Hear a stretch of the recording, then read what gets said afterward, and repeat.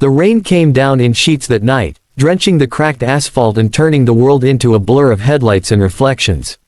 Somewhere along a lonely stretch of Route 9, a woman gripped the steering wheel with trembling hands, her breath shallow, her belly round and heavy beneath a faded blue maternity dress. The wipers squeaked against the windshield, but it didn't matter, she could barely see through the tears clouding her eyes. Her name was Emily Carter. 32 years old, 8 months pregnant, and utterly alone. She had driven nearly 200 miles since sunrise, fleeing a life that had fallen apart faster than she could comprehend. Her fiancé, Mark, had promised her forever, but forever ended the day she found out he'd taken their savings and disappeared. What hurt more than the betrayal was the silence afterward.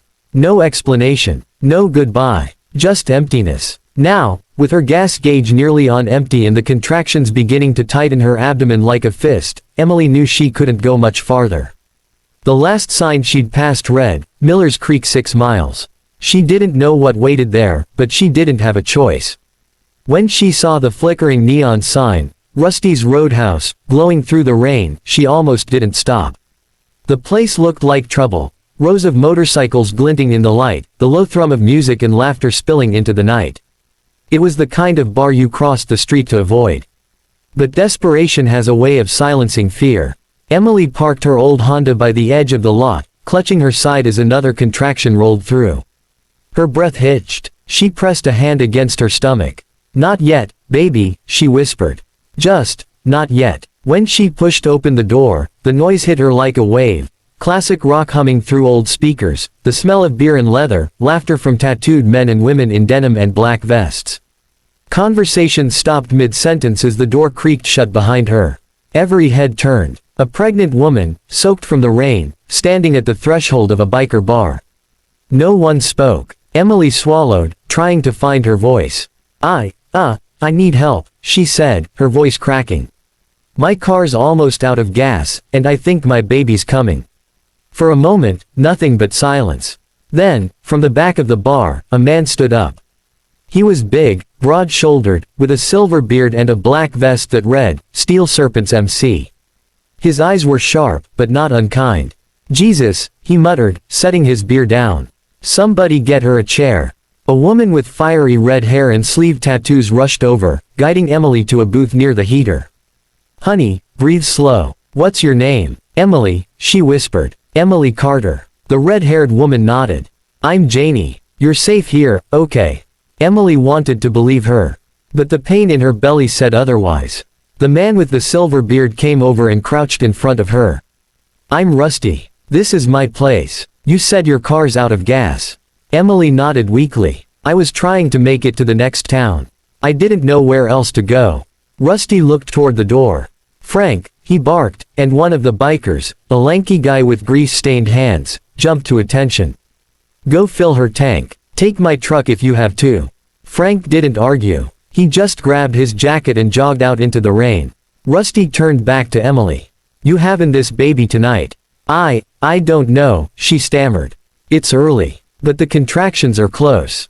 Janie's eyes widened. "We can't wait for an ambulance in this weather. The roads are half flooded already." Rusty hesitated for a moment, then nodded. "All right. Get blankets. Boil water. Call Doc Miller." The room erupted into motion. Tough-looking men and women, people. Emily might have once been afraid, moved with purpose and quiet efficiency.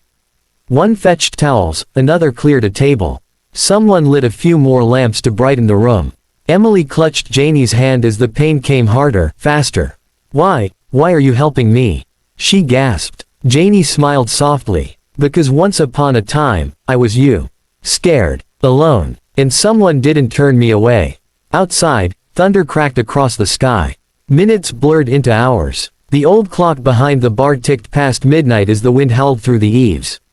The rain didn't stop, but inside, time seemed to stand still. Emily screamed, breathed, cried, then screamed again. Rusty stood by with quiet authority, his voice steady as he spoke to the man on the phone. Doc Miller, a retired veterinarian who lived down the road but had delivered more than a few babies in his day. By the time the doctor arrived, Emily was too far gone for words. The pain consumed everything. But through it all, she heard the voices, the calm encouragement, the rough but gentle hands, the unexpected kindness. "You're doing great, sweetheart. One more push, come on now. That's it, that's it." And then, crying. A tiny, perfect sound that cut through the storm like light through darkness. Emily collapsed against the booth, tears mixing with sweat on her cheeks. It's a girl." Doc Miller smiled, wrapping the small, wriggling baby in a clean towel. "Healthy as can be. You did good, Mama." The bar erupted in cheers. Grown men with tattoos and leather jackets clapped each other on the back, some wiping at their eyes when they thought no one was looking. Janie laughed through tears. Rusty just stood there, staring down at the newborn like he couldn't quite believe it. "She's beautiful," Janie whispered, handing the baby to Emily. Emily held her daughter close, feeling her tiny heartbeat against her own. "Thank you," she whispered. "All of you." Rusty nodded slowly. "Ain't every day we get a miracle in here." Word of the night spread fast. By morning, the Rusty's Roadhouse parking lot was packed, not with bikers this time, but with reporters, paramedics, and curious locals. The rain had finally stopped, leaving the air fresh and bright. Emily sat wrapped in a blanket near the window, watching the sunrise while her baby slept in her arms. Rusty brought her a cup of coffee, decaf, of course, and sat across from her. "You got family you can call?" he asked gently. She shook her head. "Not anymore. My parents passed a few years back. And Mark, he's gone." Rusty was quiet for a while, then said, "You know, we got room out back. A spare trailer, decent shape.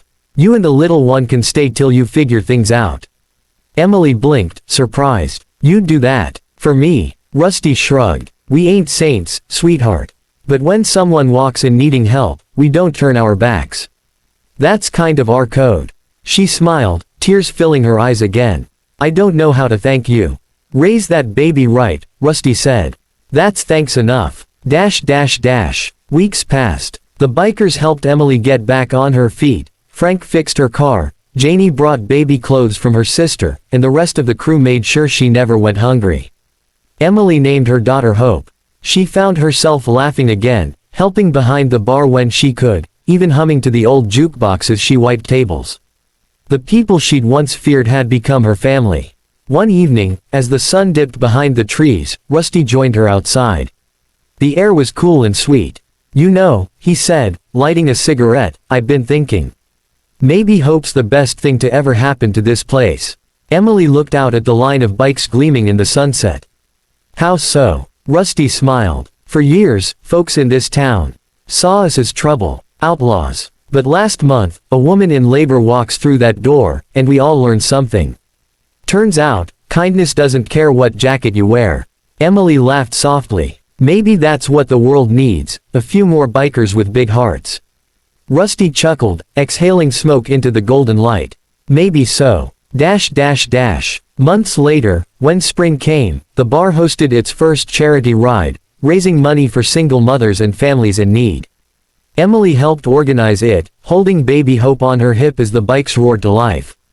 The mayor even showed up, shaking hands and praising the biker angels of Miller's Creek. As the engines thundered off down the road, Emily stood on the porch, smiling through tears.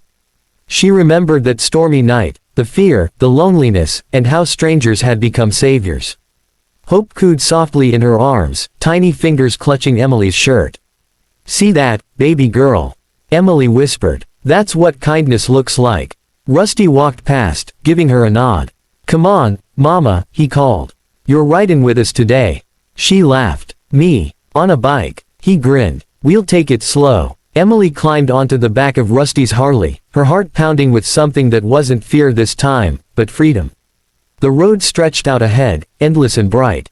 As the convoy of bikers rolled forward, the people of Miller's Creek lined the streets, waving and cheering. And for the first time in a long while, Emily didn't feel lost. She felt found. Because that night in the storm, she hadn't just found shelter. She'd found family. And in a world that could sometimes feel cold and cruel, that was the greatest miracle of all.